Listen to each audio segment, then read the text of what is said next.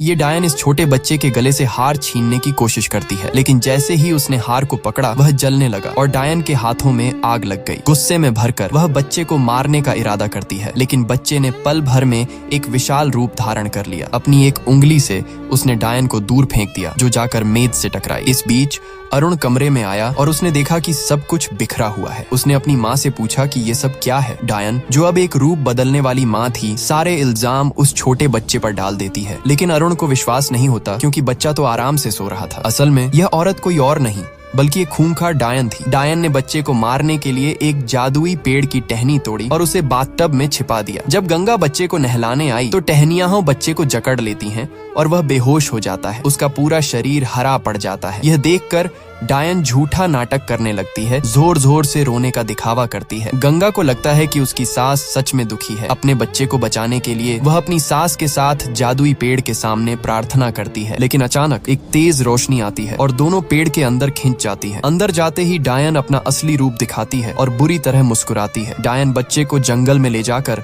आग के बीच फंसा देती है। बच्चे ने अपनी जादुई शक्तियों से उसे फंसाने की कोशिश की, लेकिन डायन तुरंत आजाद हो जाती है। वह बच्चे को मारने के लिए बढ़ती है, पर बच्चा फिर से विशाल रूप ले लेता है। डायन चालाक थी, उसने बच्चे का प्यारा खिलौना तोड़ दिया। खिलौना टूटते ही बच्चा रोने लगता है और उसकी सारी जादुई शक्तियां खत्म हो जाती हैं। जैसे ही डायन बच्चे को मारने वाली होती है, अरुण हवा में उड़ते हुए आता है और उसे बचा लेता है। इसके बाद गंगा अपनी जादुई तलवार से डायन पर हमला करती है। दोनों में भयंकर लड़ाई होती है, लेकिन डायन अपने मुंह से जहरीला धुआं छोड़कर गंगा को बेहोश कर देती है। यह देखकर अरुण का गुस्सा भड़क उठता है और वह एक काले घेरे में डायन को कैद कर लेता है। तभी जमीन फटती है और डायन हमेशा के लिए उसमें समा जाती है। लेकिन जब अरुण घर लौटता है तो उसके पैरों तले जमीन खिसक जाती है। डायन ने पहले ही उसके पूरे परिवार को खतरनाक जहर दे दिया था। तड़पते हुए परिवार को देखकर अरुण से रहा नहीं जाता। वह एक एक करके सबको तलवार घोंप देता है, यहाँ तक कि अपनी पत्नी गंगा को भी। फिर वह पागलपन में अपने ही बच्चे को मारने जाता है, लेकिन बच्चा एक पत्थर की मूर्ति बन जाता है। तभी गंगा के पिता वहाँ आ जाते हैं। यह खौफनाक मंजर देखकर